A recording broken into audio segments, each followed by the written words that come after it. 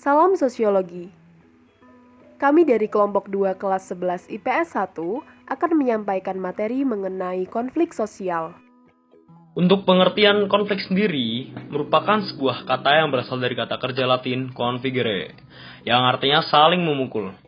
Sedangkan menurut bahasa sosiologi, konflik diartikan sebagai suatu proses sosial antara dua orang atau lebih, dan di antara mereka berusaha untuk menyingkirkan pihak lain dengan cara menghancurkan atau membuatnya tidak berdaya.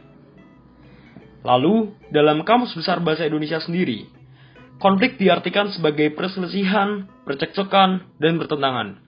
Dikatakan konflik apabila pertentangan tersebut bersifat secara langsung yang ditandai dengan interaksi timbal balik antara pihak yang bersangkutan. Pengertian teori konflik. Teori konflik adalah teori yang memandang bahwa perubahan sosial tidak terjadi melalui proses penyesuaian nilai-nilai yang membawa perubahan, tetapi terjadi akibat adanya konflik yang menghasilkan kompromi-kompromi yang berbeda dengan kondisi semula. Teori Karl Marx. Menurut teori Karl Marx, pendekatan konflik terdiri dari dua kelas, yaitu masyarakat yang didasarkan pada kepemilikan sarana dan alat produksi. Berdasarkan teorinya, Marx membedakan menjadi dua kelompok. Yang pertama adalah kelas borjuis, yakni kelompok orang-orang yang memiliki modal, sarana, atau alat produksi dalam sebuah perusahaan. Sedangkan yang kedua adalah kelas proletar, yakni kaum buruh atau kelompok yang tidak memiliki sarana ataupun alat produksi dalam sebuah perusahaan sehingga mereka hanya menjual tenaga untuk memenuhi kebutuhan diri mereka. Marx yang terkenal dengan perjuangan kelasnya berpendapat bahwa perjuangan muncul karena pertentangan atau konflik kelas antara kelas borjuis melawan kelas proletar. Teori sosiologi konflik oleh Ralph Dahrendorf. Bagi Dahrendorf, konflik hanya muncul melalui relasi-relasi sosial dalam sistem masyarakat. Relasi-relasi yang terjadi di masyarakat ditentukan oleh adanya kekuasaan. Konflik akan terjadi jika mereka yang tertindas oleh orang yang memiliki kuasa melakukan perlawanan untuk menempati posisi yang berkuasa. Dan hal ini akan berlangsung terus-menerus menjadi siklus yang tak berakhir. Lalu yang selanjutnya ada teori dari Jonathan Turner. Nah, Jonathan Turner merumuskan teori konflik dalam 3 pandangannya, yaitu yang pertama, tidak ada definisi yang jelas tentang teori konflik sehingga tidak dapat dibedakan karena penggunaan istilah. Yang kedua, teori konflik mengambang karena analisisnya tidak dijelaskan. Dan yang ketiga, teori konflik sulit terlepas dari teori fungsional karena merupakan reaksi dari teori struktur fungsional. Yang keempat, ada teori menurut Lewis Cousser. Cousser melihat kartu penyelamat berfungsi sebagai jalan keluar yang meredakan permusuhan, yang tanpa itu, hubungan-hubungan di antara pihak-pihak yang bertentangan akan semakin menajam. Kartu penyelamat atau safety valve ialah salah satu mekanisme khusus yang dapat dipakai untuk mempertahankan kelompok dari kemungkinan konflik sosial. Kartu penyelamat merupakan sebuah institusi pengungkapan rasa tidak puas atau sebuah sistem atau struktur. Menurut Cousser, konflik dibagi menjadi dua, yaitu yang pertama adalah konflik realistis. Berasal dari kekecewaan terhadap tuntutan-tuntutan khusus yang terjadi dalam hubungan dan dari perkiraan kemungkinan keuntungan para partisipan dan yang ditunjukkan pada objek yang dianggap mengecewakan. Contohnya, para karyawan yang mogok kerja agar tuntutan mereka berupa kenaikan upah atau gaji dinaikkan.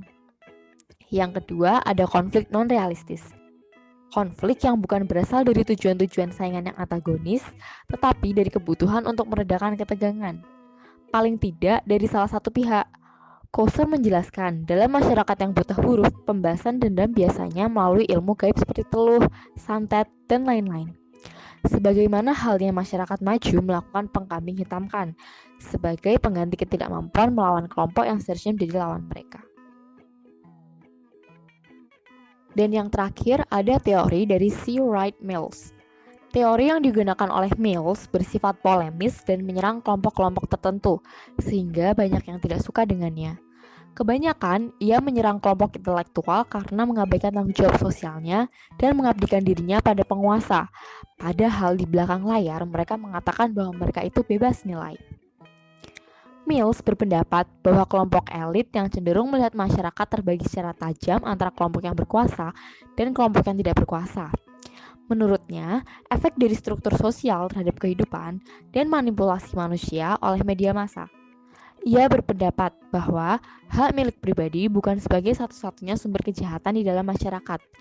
Kepemilikan alat-alat produksi dalam skala kecil dan kenyataan tentang adanya kelompok pengusaha kecil yang mandiri berguna untuk mempertahankan kebebasan dan keamanan.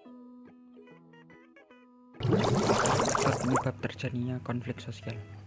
Yang pertama, perbedaan latar belakang kebudayaan. Kedua, perbedaan ras. Ketiga, perbedaan individu menyangkut perasaan, pendirian, gagasan, ide yang berkaitan dengan harga diri, kebanggaan, dan identitas diri. Yang keempat, perbedaan kepentingan antar individu atau kelompok, terutama dalam kehidupan ekonomi dan politik. Yang kelima, perubahan sosial yang berlangsung sangat cepat, sehingga dapat mengganggu keseimbangan sistem nilai dan norma yang berlaku di masyarakat. Yang keenam, adalah bentrokan kepentingan. Kemudian, menurut Surjono Sukanto, penyebab konflik terjadi karena 3 hal berikut. Yang pertama yaitu perbedaan antar individu karena perasaan, pendirian, dan pendapat. Kedua, bentrokan kepentingan baik ekonomi maupun politik. Yang ketiga, perubahan sosial dalam masyarakat dapat mengubah nilai sosial, sehingga menimbulkan perbedaan pendirian. Tanda-tanda konflik sosial. Yang pertama, demonstrasi. Demonstrasi adalah sejumlah orang tanpa menggunakan kekerasan mengorganisasikan diri untuk melakukan protes. Biasanya, pihak yang sering dijadikan sasaran adalah pemerintah, pengusaha, dan pimpinan. Yang kedua, kerusuhan. Kerusuhan ini hampir sama dengan demonstrasi. Namun, dalam kerusuhan, sifatnya spontan dan dipicu suatu insiden, sedangkan demonstrasi direncanakan terlebih dahulu. Yang ketiga, serangan senjata. Serangan senjata selalu disertai kekerasan fisik, pertumpahan darah, dan perusakan barang-barang. Perbedaan kerusuhan dengan serangan senjata adalah sifatnya yang terorganisasi dan untuk kepentingan politik. Bentuk-bentuk konflik sosial dibagi menjadi 5. A. Berdasarkan subjeknya yang terlibat dalam konflik, yaitu 1. Konflik individual. Konflik individual adalah konflik dalam masyarakat antara seorang individu dan individu lain. Contohnya, konflik antara kakak dan adik yang memperebutkan sesuatu. 2. Konflik kolektif. Konflik kolektif adalah konflik yang melibatkan kelompok individu dengan kelompok individu lain. Contohnya, konflik antara Israel dan Palestina dalam memperebutkan wilayah. B. Berdasarkan posisi pihak-pihak yang terlibat dalam konflik. 1. Konflik vertikal. Konflik vertikal adalah konflik yang melibatkan dua pihak atau lebih yang mempunyai kedudukan tidak sejajar. Contohnya, konflik buruh dengan pimpinan perusahaan. 2. Konflik horizontal. Konflik horizontal adalah konflik di antara dua pihak atau lebih yang keduanya mempunyai strata yang sejajar. Contohnya, konflik antara partai politik. C. Berdasarkan akibat yang ditimbulkan. 1. Konflik sosial konstruktif. Konflik sosial konstruktif yaitu konflik sosial yang bersumber dari koreksi atau kontrol sosial dari satu pihak terhadap pihak lain. Contohnya, konflik penguasa dengan para mahasiswa mengenai kebijakan-kebijakan yang tidak pro rakyat. 2. Konflik sosial destruktif. Konflik sosial destruktif adalah konflik sosial di antara dua pihak atau lebih yang berakhir dengan kerusakan-kerusakan. Contohnya, konflik pemerintah daerah dengan para buruh yang menyebabkan rusaknya fasilitas pemerintah daerah. Berdasarkan bidang-bidang kehidupan yang menjadi sumber konflik. Yang pertama ada konflik ideologi, yaitu konflik vertikal atau horizontal melibatkan dua pihak atau lebih dengan inti permasalahan adanya perbedaan ideologi. Yang kedua, konflik politik, yaitu aktivitas untuk memperoleh, menjalankan, dan mempertahankan kekuasaan. Yang ketiga, konflik sosial budaya, yaitu inti permasalahannya menyangkut bidang sosial dan budaya. Yang keempat, konflik ekonomi, yaitu konflik yang berada dalam bidang ekonomi. Yang kelima, konflik pertahanan dan keamanan, yaitu konflik antar pemerintah atau negara yang memperebutkan wilayah kedaulatannya. Yang E, berdasarkan ruang lingkupnya. Yang pertama ada konflik antar kelas, yaitu dipicu oleh perbedaan kepentingan antara kedua golongan. Misalnya, yaitu ketika krisis moneter, banyak terjadi PHK di perusahaan sehingga banyak buruh yang PHK melakukan unjuk rasa. Lalu yang kedua, konflik antar kelompok. Persaingan dalam mendapatkan mata pencaharian hidup, misalnya hubungan antara golongan mayoritas dan minoritas. Yang ketiga, konflik internasional. Pertentangan melibatkan beberapa kelompok negara atau blok karena perbedaan kepentingan. Misalnya, perebutan blok Ambalat di perairan Laut Sulawesi antara Indonesia dan Malaysia.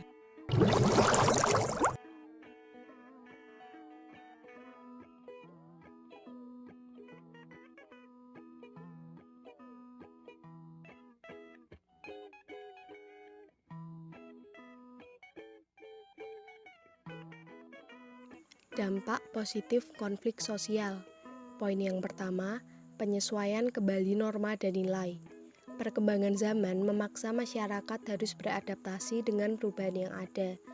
Nah, konflik memungkinkan adanya penyesuaian kembali norma-norma, nilai-nilai, serta hubungan-hubungan sosial dalam masyarakat yang bersangkutan dengan kebutuhan individu atau kelompok. Poin yang kedua, meningkatkan solidaritas. Dalam konflik antar kelompok, sebenarnya konflik berfungsi efektif dalam meningkatkan solidaritas sesama anggota kelompok yang sedang berselisih dengan kelompok lain. Poin yang ketiga, mengurangi ketergantungan antar individu atau kelompok. Adanya konflik membuat setiap individu atau kelompok yang terlibat harus mengandalkan diri sendiri untuk memenangkan konflik tersebut atas individu atau kelompok lain.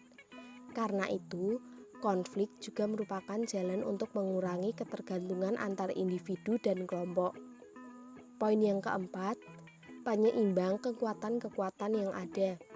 Maksudnya, konflik juga dapat berfungsi sebagai alat untuk mencapai keseimbangan antara kekuatan-kekuatan yang ada di dalam masyarakat yang terlibat.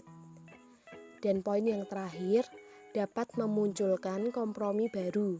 Ketika pihak-pihak yang terlibat sama-sama kuat, konflik pun dapat memunculkan sebuah kompromi baru, agar setiap pihak mendapat apa yang diinginkan dengan konsekuensi yang disepakati bersama.